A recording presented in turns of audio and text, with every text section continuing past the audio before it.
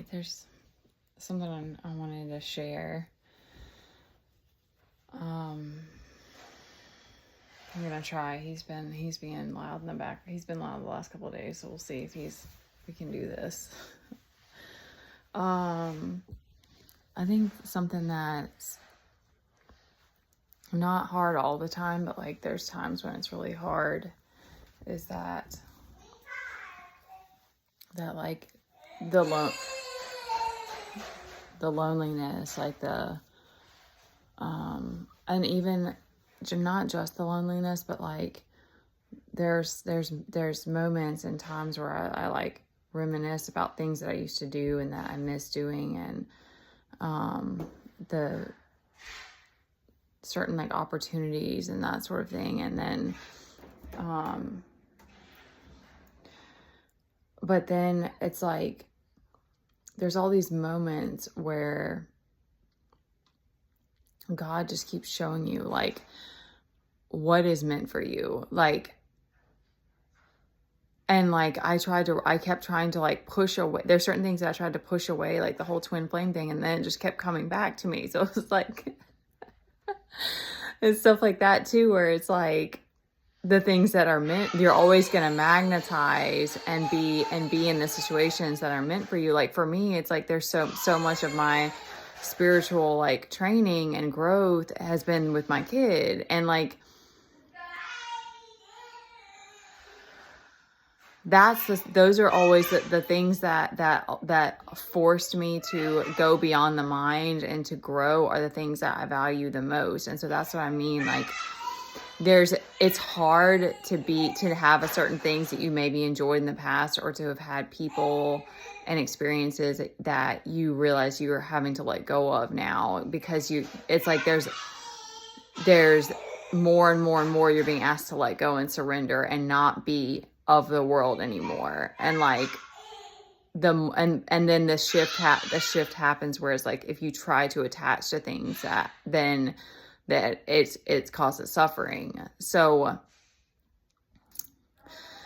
but I think about it, and I'm like, all the times that I could be in observer mode and I could just be picking up things I needed to see or whatever, and I could be safe, feel safe in my body and be present, and even be able to discern whether or not like I should show this person warmth, like what I need to do, how I need to show up. Like that's what I value the most. And that's what all of it kind of comes back, like all of the training that you go through helps you to be able to do that and stuff. And then it's like things will happen where it's like an example I'm thinking of is that like there was one year, I think it was 2020. Yeah, it was 2020. And that was really when I very first really started getting into spirituality. Like I had been studying psychology and trying to understand certain things about my family dynamics and stuff, and I started doing meditation, and I hadn't done any like breath work or Reiki or any of that yet, but I jumped into this astrology group that I found and connected with a lot of those people. And then that year we went to Thanksgiving with my family, and like part of my family were like having this conversation and like what's the word, like mocking and making fun of like, and saying how dumb astrology is. And they were like having this conversation, this whole spiel, and I just observed it because I was like, this is crazy. And like that was, those, and there's, I think back on life and I'm like, those are all of the moments that no, I mean, I'm sure lots of things I've forgotten, but like those were all things that it's like, if you are, it just comes back around in those moments, and you're like, and moving through your emotion and like all of your emotions. And like, there's something that's so profound about like validating your pain, but it's not just that. It's like, you're reclaiming it. You're saying you're claiming your own story. And then you more and more and more, the more that you do that, the more that it's easier to set boundaries. It's easier to walk away from people. It's easier to realize that there's many people who aren't going to choose to heal, and that they're not going to be able to be a player in your life. I don't know how else to word it. Like, there's just more and more of that acceptance that becomes easier. And there was something I was going to say in relation to that.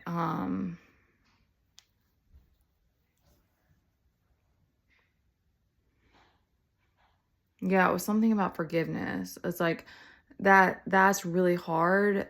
And it's like, sometimes I feel like it's like it doesn't just take one time, like it takes more than one time. But like for me with my family, it's like the more that you're like claim your pain, the more that you just you're claiming it. So you're not blaming other people for it. And it doesn't make it better. It doesn't make the times that are excruciating, like it sucks, but it's like there's so much growth that you're going through, and strength that you're gaining, and wisdom that you're gaining, and clarity that you're gaining, and understanding, and all these things that come from that. And then, because like other things that, okay, so that was, I was trying to like piece it together. So it's like another thing that I found, like there were moments of hurt, but I also find it interesting that it's like, I think a lot of us probably were always like wanting to please our family and stuff like that. And like, that was something else that happened when I was like, I kind of like reconnected with my mom, but I realized that I was vulnerable with her, and then that started to be used against me. But I remember there was a time where she was like hyping me up, and she was like, I'm so proud of you, all these things. And I was like, it gave me that thing that I wanted. It gave me that validation. It gave me that feeling of respected and making my family proud. And then only to come to the place where I realized I had to walk away, and the way that they chose to treat me. And that to me is, all of those things are like, because, I don't know, I know for men, like investing their time and their money and stuff like that is like a whole other thing.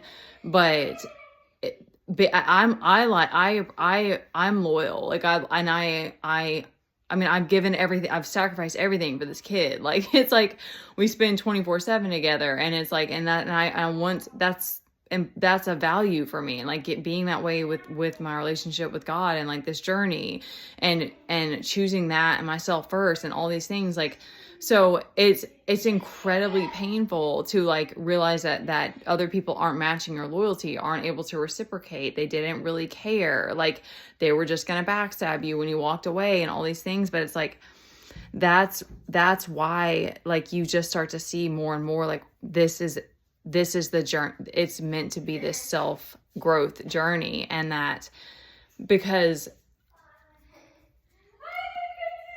I'm trying to decide if I should give this specific example, but like my dad, that last conversation that we had, he was like, I would never forsake you.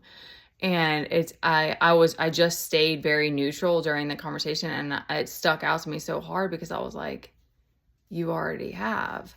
But it's like, that's to me why it's like, that's why I choose God and choose myself, because it's like, I don't want to abandon myself. I don't want to abandon,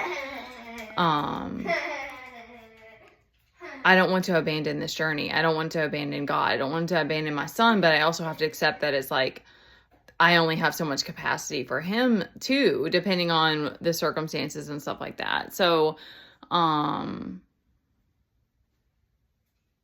that stood out to me, because it was like, there have been different moments where it's like you're doing all this stuff, you're doing all this growth, you're trying to take back your power, you're trying to like better yourself and your life, but then so you think that people from your past are going to like respect you now, or are going to be proud of you, or like, whatever, but they don't. They just treat you the same, or they just breadcrumb you, or they still try to manipulate you, or whatever. And that it all comes together of just like this acceptance that it's like,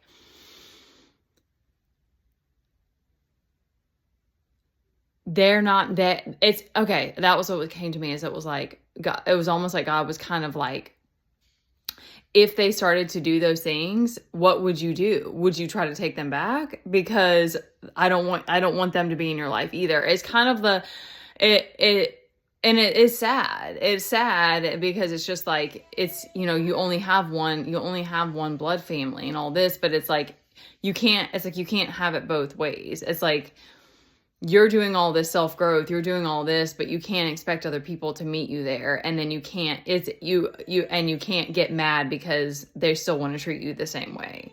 So that was sort of the message that I got. And it was something that I wanted to share, because there's just moments where it's painful, it's sad, it's lonely. It comes up, and then you're like, but then there's this grace that you just feel. There's this protection, there's this connection to nature that just like, you always have that. Like you always, and then, you know, there have been moments where I was like, it's just wild how far you're pushed, but then, or how, you know, extreme it gets sometimes. But then it's like, that just strengthens you within, and it strengthens your relationship with God and your respect for this journey and for Him and for life, and to be able to show up and bring your full presence to certain moments. And